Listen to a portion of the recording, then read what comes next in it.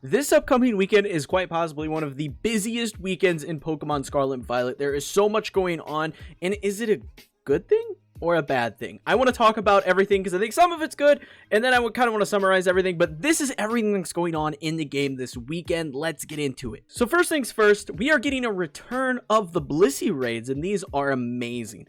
This is one of the good, okay? I think this is fantastic. If you're unfamiliar with what this was, they already ran this event, but it is the best way to farm Tera Shards in Pokemon Scarlet and Violet, hands down. There is no better way to farm them than this right here, because by doing these 5-star Blissey Raids, you're able to just farm a bunch of different Tera Shards. You get a 5 for a bunch of different types for each Blissey Raid that you do. It is just excellent grinding, and you also get a bunch of XP candies, which is just great for people trying to get into competitive play. It is so freaking good. I'm so glad. I mentioned in the last video where I talked about this event the first time it came around that I hoped that they would bring this back to some capacity, because it is so good for people that want to get into this game and want to play it competitively. My biggest gripe with Scarlet and Violet as a game is the Tera Shard grind. Everything else is very easy to grind, very easy to get your hands on. The Tera Shards were difficult, and this mitigates that entire situation. So it's incredibly good that this has made its return. So I'm going to bring us over to Cerebi and show you guys exactly what's going on here. So like I mentioned before, these are 5-star raids, and honestly, these are incredibly easy to complete. I made one Pokemon, I do them all solo, and it's so easy to farm. But you can see here that for each of these, you are getting 4 of an additional Tera Shard plus 5 of whatever the standard Tera Shard is for that particular raid. So like if you're doing an ice one, this would be ice, and the rest would be there for whatever other Teras you get. It's pretty random. There's no real way to farm a certain one. But it's just so easy to rack up Tera Shards because it takes like maybe a minute to do these. It's so good, honestly. And then you see also we have the bonus rewards of the XL candies, and these are fantastic to farm. Honestly, you can't have enough XL candies, and you even get some rare candies here. All around very good. Now, if you want to farm these quickly and effectively, honestly, this Iron Hand set is probably your best bet. It's the easiest to do, and it pretty much one-shots all of the different Blissey Tera types, no problem. So what you do here is Life Orb your Iron Hands at level 100, give it max HP. You could even max the attack. You don't even really have to max the defense because Blissey isn't really doing a whole lot of damage. So you could max the attack and then run Thunder Punch, Drain Punch, Earthquake, and Swords Dance. Just start the match off by Swords Dancing, then go ahead and use a Cheer or another Swords Dance, and then just one-shot the Pokemon. It's so incredibly easy to rock through this particular raid event. Very simple. This is the exact Pokemon that I built and used in the original one, and I will use this go round. But the Blissey event is not the only great way to farm Tera Shards this weekend. You'll actually be able to farm a ton of Ghost Tera Shards because Typhlosion is back. Typhlosion is making its return this weekend. Very fun raid. Honestly, I really enjoyed the ones that I did. I have a separate video talking about all the different raid builds that I recommend you bring, as well as PKMN Cast. Pokemon Cast has fantastic builds as well. My Rotom build was the one I went with, and I've had a lot of success getting through these raids with that particular setup. Honestly, this is a very good way to farm these because if you host the raid, you will get 30 Tera Shards in total for the Ghost Tera type. If you just join somebody else's, you'll only get 20.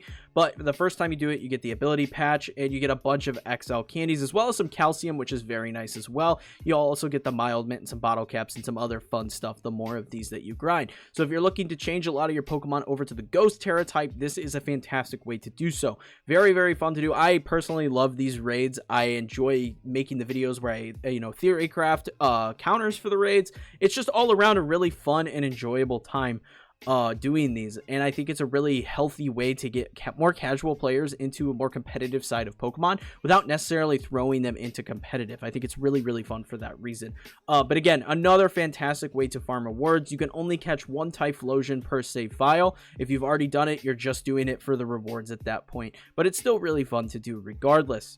Finally, we have the next Pokemon Scarlet and Violet online competition. The Global Challenge 2 is running in Regulation C rules on this coming weekend, April 21st to the 23rd. If you're unaware what this is an online tournament. They started this in Sword and Shield. You're able to register a competitive team and compete in this tournament for championship points that can get you a Worlds invite, which I think is really cool that they're offering this opportunity for people that really can't travel as much. I think these are fantastic ways for people to get in competitive.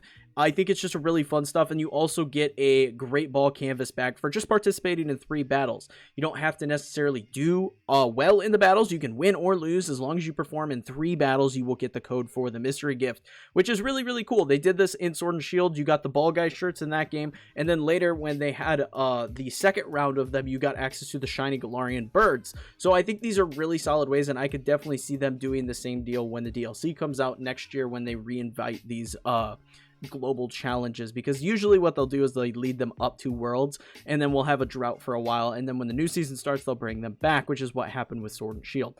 I think these are fantastic. They're a lot of fun, and I think it's a good way for people to get in. This is a best of 1 closed team sheet format, so definitely prep for that.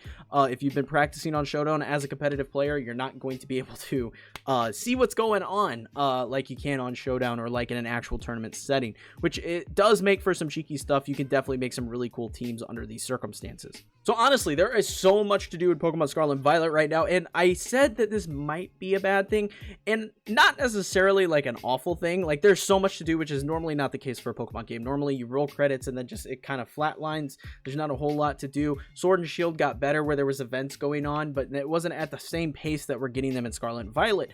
But this time around, it seems like we always have stuff going on. Like last weekend, I believe, or the weekend prior to last, was the Ditto event. It was the first global challenge, and then it was also the Samurott 7-star raid. So there's just tons of these events back to back to back to back that are just piling up on one another, and you kind of have to pick and choose what you actually want to do. Me personally, I'm probably going to opt out of the global challenge. I'm not going on a Worlds run, and personally I want to just get better at my competitive play, so I'm going to be working with a coach here soon and just kind of improving myself as a player. So I'm going to opt out of the global challenge. I might just partake in like 3 battles to get my Great Ball bag, but other than that, I'll probably just stick to the Typhlosion and the Blissey stuff. But it is a lot for people to kind of do and get their hands on all in one weekend. So if you're someone that likes to do everything, it is a very difficult task. But I think all of this is really healthy for the game and really good for the game. Maybe they'll start spacing things out a bit more once we get into May, but right now it just seems there's so much to do, which isn't necessarily a bad thing, but it can be. But that is going to be it for this video, guys. I hope you all enjoyed all the news and updates, and if you did, leave a comment below. Let me know what you're most excited about, what you plan to do in these